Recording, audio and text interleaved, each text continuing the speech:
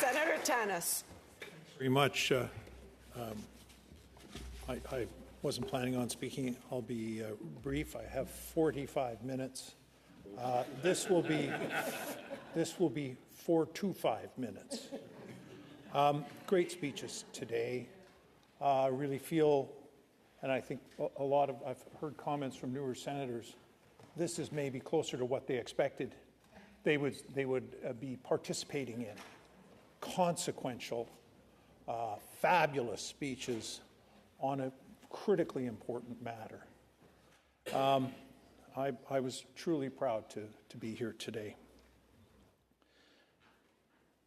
We just finished an election where people were very clearly frightened about the instability, the uncertainty, and they were looking for assurance and, I think, for hope. Prime Minister Carney offered hope in action plans and in assurance, in calm leadership. And I think C-5 is among the first steps in the execution of the action plans. And I have to say, from my own perspective, execution has been in short supply for a decade here. And I'm excited to see somebody who lays out a plan calmly and then immediately sets on a path to see it executed. I commend the Prime Minister and the government for this. I want to thank all senators who brought forward amendments for us to consider. It's an important part of sober second thought.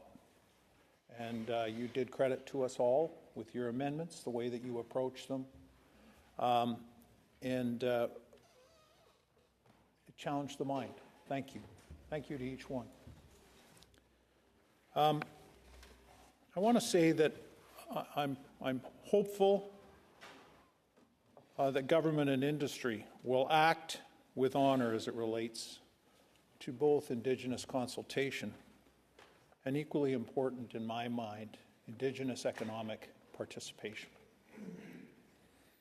You know, I've spent 12 years on the APA committee, on the Indigenous Affairs Committee. It was the first committee I joined when I got here, and I've been on it ever since. When I first came here, it was soul-destroying to be a part of that committee. I don't know how the few Indigenous senators that we had on that committee, how they stuck with it.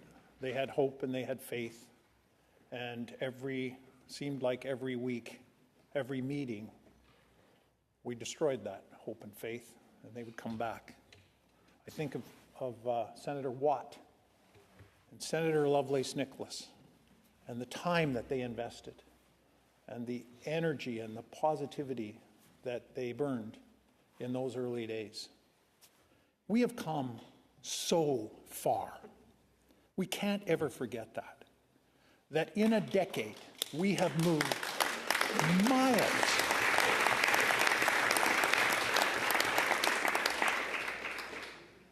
I hope that Indigenous governments recognize that times have changed.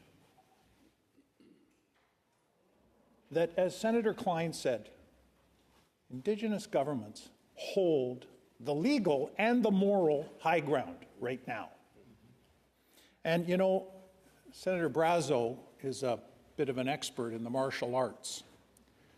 And he would say that one of the underpinnings of the martial arts is to use your opponent's momentum for yourself.